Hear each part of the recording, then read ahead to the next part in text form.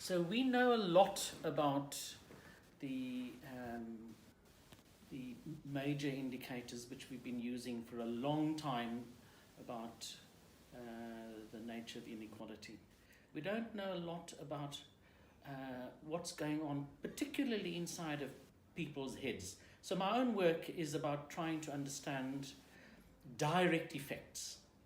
So a lot of our research are about these proxy effects. So we can describe poverty and inequality in terms of housing, education, in terms of these, particularly these distributional outcomes.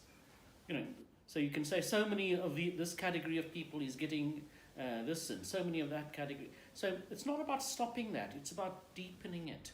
We need to, and so this is a plea, we need to understand what the direct effects are on people and how particularly the trauma of both poverty and inequality are activators, or if you like, inhibitors for how people are dealing with the realities with which they're confronted with. Now that for me is a big, big thing.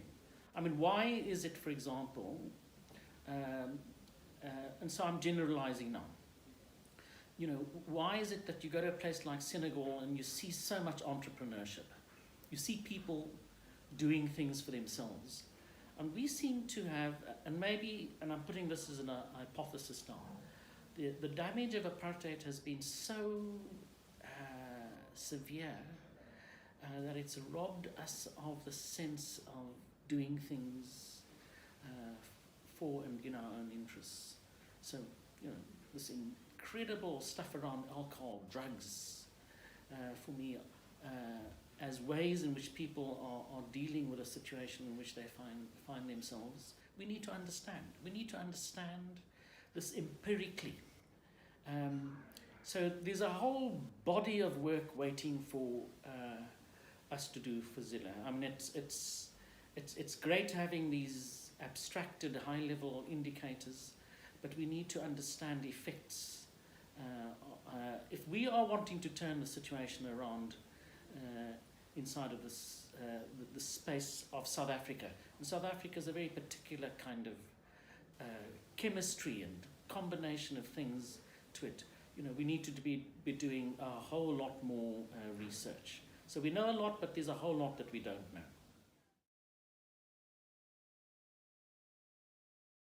Well, at UCT here,